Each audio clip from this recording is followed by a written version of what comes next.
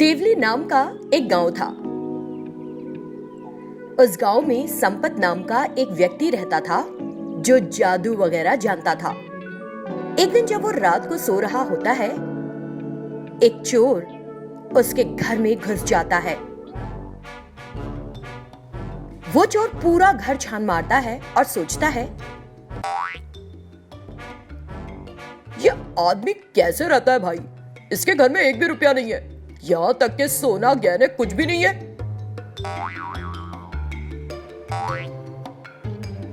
इस बीच उसकी नजर एक माचिस से बनी वैन पर पड़ी। उसने उसे उठा लिया और सोचा, अरे ये तो अजीब सी दिख रही है। जब वो उसे देख रहा होता है, संपत की नींद खुल जाती है और वो उस चोर को देख लेता है। तुरंत वो अपनी जादू की छड़ी का इस्तेमाल करके उसे एक बेहद छोटे से इंसान में बदल देता है। ये क्या किया तुमने? तुमने मुझे ऐसा क्यों बना दिया? चलो ठीक करो। अगर तुम चाहते हो कि मैं तुमको सामान्य बनाऊं, तो मेरी कही बात के हिसाब से चलना होगा। मुझे क्या करना होगा बताओ? तुमको मेरे घर में रहकर घर का सारा काम करना होगा, खाना बनाओ और मेरे घर की देखभाल करो।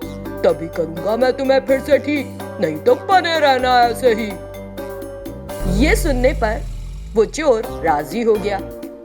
उस दिन के बाद से उसने घर के सारे काम करने शुरू कर दिए।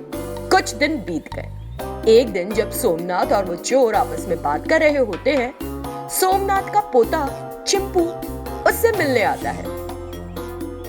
अपने दादाजी को देखकर चिंपू ने कहा, आप ऐसे खुद से क्यों बात कर रहे हैं दादाजी? क्या आप पागल हो गए क्या? आपकी तबीयत तो ठीक है ना?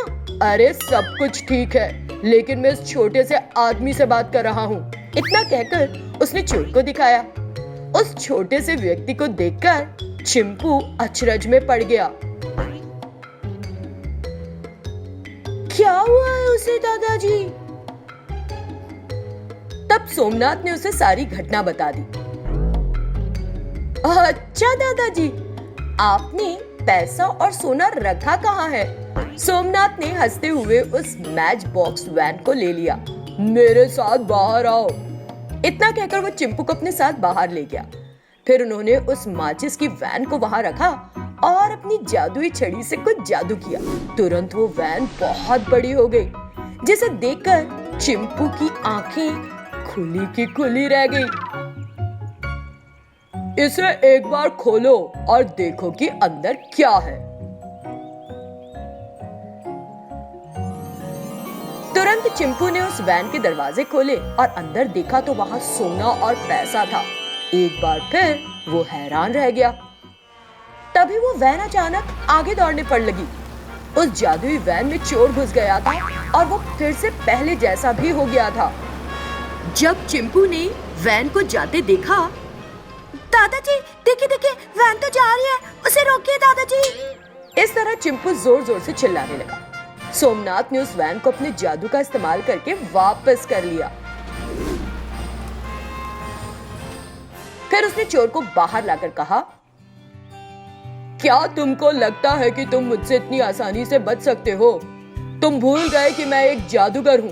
ठहरो, अभी बताता हूँ तुम्हें। ये कहते ही उसने उसे फिर छोटा सा कर दिया और फिर उसे उस हालत में देखकर चिंपू और सोमनाथ खूब हंसे। ओ दादाजी, ये क्या कर दिया आपने फिर से?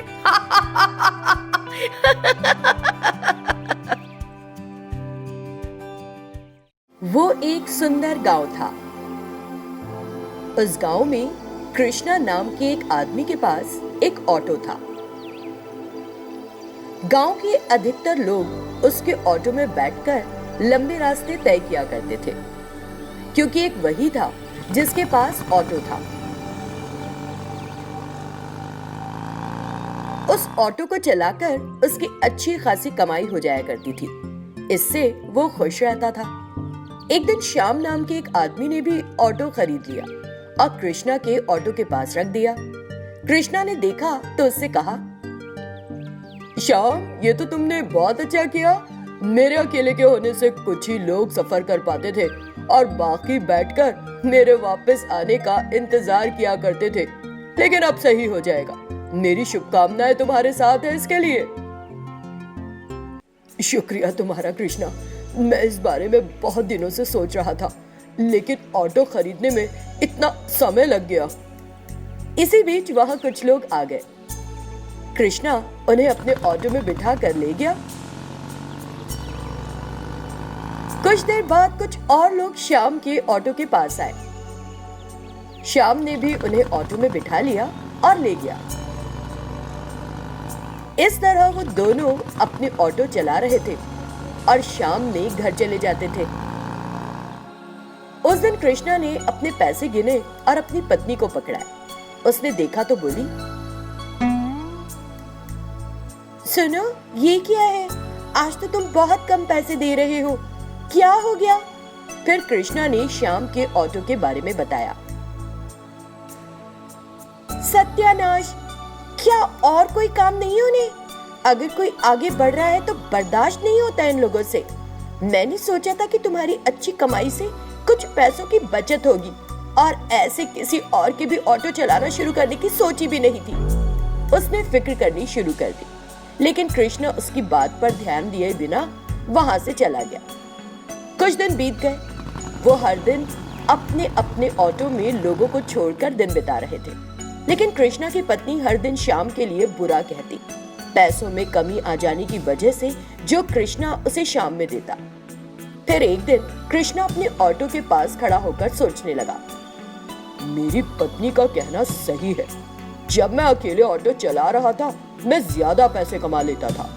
शाम के ऑटो की वजह से उतनी कमाई नहीं हो पा रही है। अगर इसी तरह चला तो शाम की देखा देखी कुछ और लोग ऑटो खरीद लेंगे। ये नहीं होना चाहिए, मुझे इस पर रोक लगानी ही होगी।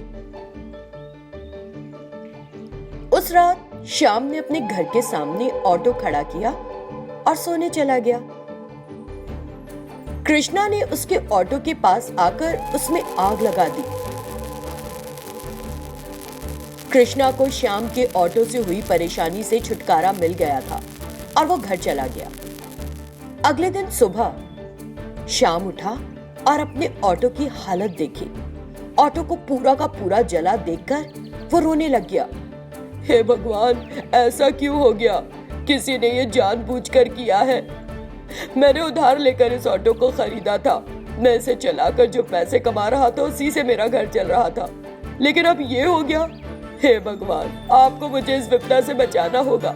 इस तरह उसने ईश्वर से प्रार्थना करनी शुरू कर दी। तभी एक तेज रोशनी वहां दिखाई दी और कहा, चिंता मत करो, तुम्हारे ऑटो को कुछ नहीं हुआ है। देखो। तब एक लकड़ी का ऑटो वहां दिखाई दिया। उसे देखकर श्याम बड़ा खुश हुआ और उस रोशनी का कृतज्ञ महसूस किया। अब तुम्हारे ऑटो को कोई नुकसान नहीं पहुंचा सकेगा।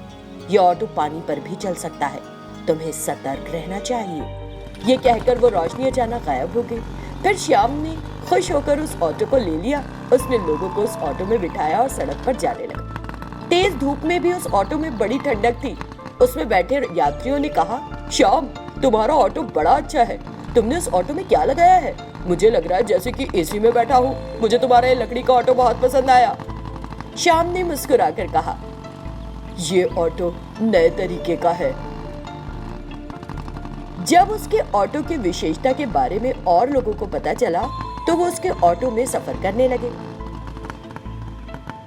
एक दिन एक नाविक नदी पार कराने आ नहीं सका। तब श्याम ने अपने लकड़ी ऑटो में बिठाकर लोगों को नदी के दूसरे किनारे भी पहुंचा दिया। ये देखकर कृष्णा ने सोचा, ये क्या है? अब ये लकड़ी का ऑटो कहां से मिल गया इसे? मैं इसे भी जला दूंगा। ऊपर से कितना अजीब है, पानी पर भी चल लेता है। आज इस ऑटो का काम तमाम करता हूँ। उस रात वो श्याम के घर गया और उस जादुई ऑटो में आग लगाने लगा। लेकिन इस बार कृष्णा के शरीर ने आग पकड़ ली और वो जोर जोर से चीखने लगा, बचाओ मुझे, कोई बचाओ मुझे, अरे अरे कोई बचाओ।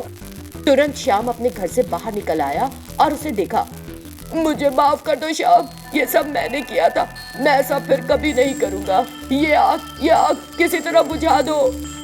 इस तरह उसने कृष्णा से प्रार्थना की। तुरंत वो आग बुझ गई। फिर कृष्णा ने श्याम से माफी मांगी और वहां से शर्मिंदा होकर भाग गया। तब से कृष्णा और श्याम अपने अपने ऑटो चला रहे हैं और जो कुछ भी पैसा मिलता है उसमें खुश हैं।